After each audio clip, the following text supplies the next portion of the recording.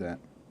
Well, I want to come to that religious liberty question that you yourself raised already. The Catholic bishops, the bishops of the church many of our viewers here at EWTN belong to, have expressed deep concern over the future of religious liberty, especially the emerging attempt to punish those of us who believe that marriage is the union of husband and wife. Catholics, evangelicals, Mormons, Orthodox Jews, your own Seventh-day Adventists, others have been threatened with their jobs, penalized or fired from government jobs. Adoption agencies have been excluded from helping orphan children find good homes. Evangelical Lutheran Children's Services, Catholic Charities, Catholic Care, these agencies have been threatened, in many cases have gone out of the adoption business. Small business owners in the same-sex, in the wedding business have faced crippling fines, threatening them with bankruptcy for declining to facilitate same-sex ceremonies.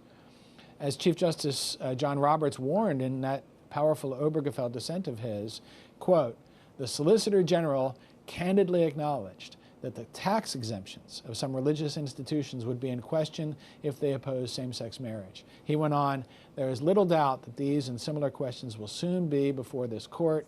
Unfortunately," Chief Justice Roberts said, "people of faith can take no comfort in the treatment they receive from the majority today." Now, given the seriousness of these religious liberty threats, what would you do as president to protect the rights of Christians and other dissenters from the new normal on same-sex marriage? Specifically, would you seek passage of the First Amendment Defense Act, already introduced in Congress, in your first 100 days? Well, the quick answer is yes. I would support the First Amendment Defense Act very strongly. I might go even much further than that because I believe this is so essential. You know, when Alexis de Tocqueville came to America in 1831 to study this nation, because the Europeans were just fascinated. How could a fledgling nation barely 50 years old be competing with them on virtually every level? And he was going to investigate and find out what the heck was going on. Well, one of the things that really impressed him were the churches, the fiery sermons that he heard, the fact that Americans did believe there was such a thing as right and wrong, and that religion was given a prominent place. Our faith was given a prominent place in our society. You know, we need to get back there again. But, you know, a lot of, pulpits have become silenced, have become timid because they're afraid that they might lose their tax-exempt status. Well, I have a good idea, I believe, and that is a tax plan where you have a flat tax and no deductions and no exemptions. Therefore, churches won't have to worry about tax deductions because there won't be any. But people will have a lot more money in their pockets, and they will be, I believe, much more charitable under those circumstances. People have to remember that before 1913, when we put the federal income tax in place, churches in this country were thriving. Charitable institutions in this country were thriving.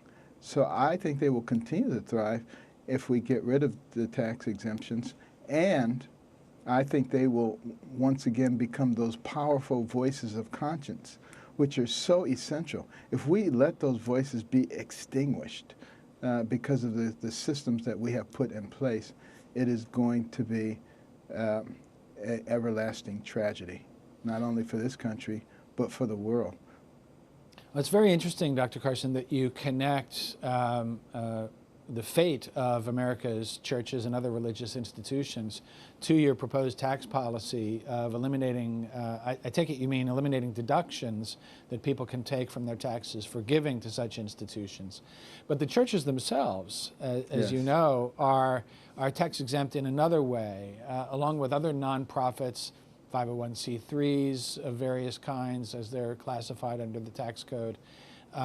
They not only can receive tax-deductible contributions from citizens and other donors, but they don't pay any taxes themselves under corporate taxation. And also at the state and local level, it's typical for churches and other nonprofit institutions like private religious schools to have exemptions from local property taxes and other taxes that states and localities impose on them.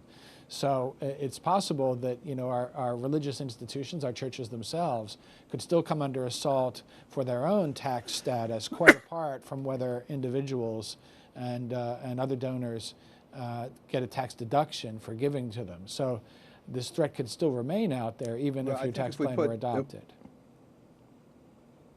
I think if we put the right people in office who understand all of those implications and who have an interest in making sure that we preserve the integrity of our institutions, our faith-based institutions, I don't think that's going to be a problem.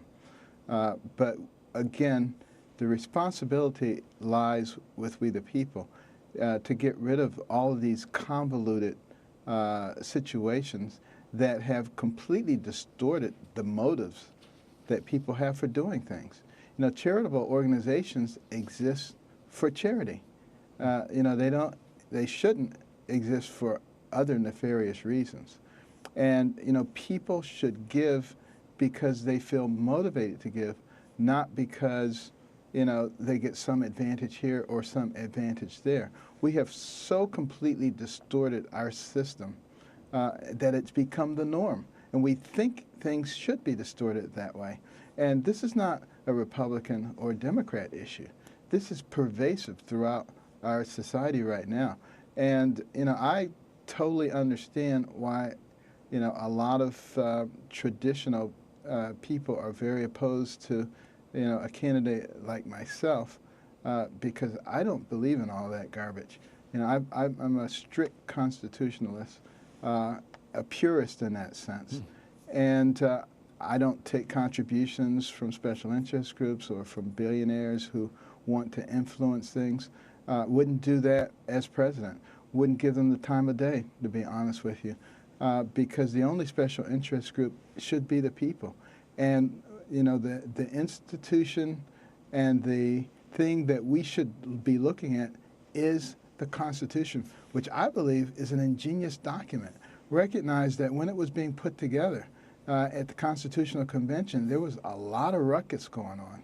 And it looked like there was no way in the world it was ever going to get done because everybody had such different interests, just like they do today. And it was Benjamin Franklin, the senior, the elder statesman at age 81, who got in front of that whole assembly. And he said, "Gentlemen, stop." He says, during the Revolutionary War, every other phrase out of your mouth was, "God save us." And now you don't want to talk to God. He said, let us get on our knees and let us pray and seek wisdom from God. And you know, they did that. And when they got up, they were able to resolve their differences, and they were able to put together a document which I believe was divinely inspired. And we need to pay attention to that very closely and begin to once again think about what is right, what is wrong, what are the values and principles that led us from nowhere to not only the pinnacle, but the highest pinnacle that the world has ever experienced. That's what America should be about. Now, you've spoken very clearly, very eloquently about the importance of faith and the founding principle of freedom of religion, not freedom from religion. I'm sure this is heartening to many of our viewers, but I'll just come back one more time to this religious liberty question.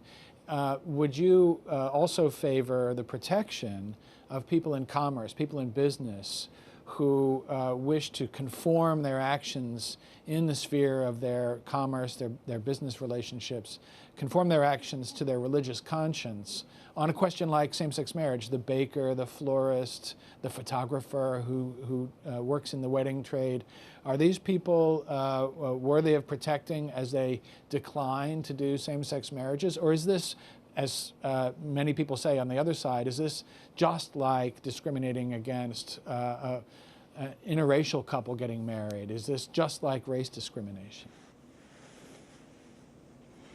Well, you know, I believe that these people are already protected by the First Amendment, but obviously there are those who are not willing to enforce the First Amendment.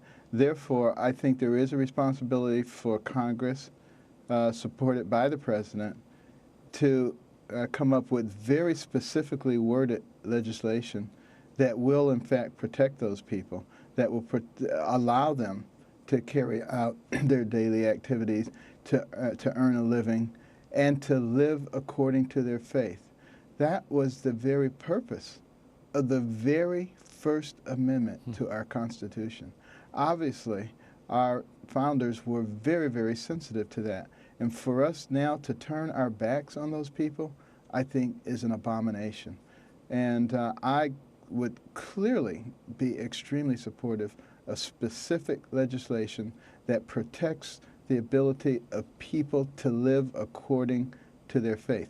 Now, this opens up a can of worms because there are those who say, well, what about if their faith involves something like Sharia? Should we now protect them and their ability to live by that? No, I don't think so. But that's because I adopt the Teddy Roosevelt philosophy. In 1907, Teddy Roosevelt said, we're a nation of immigrants, and we welcome anybody from any nation, from any race, from any religion, as long as they want to be Americans, as long as they accept our values and our principles and our laws. If they don't accept them, then they should stay where they are. And that's what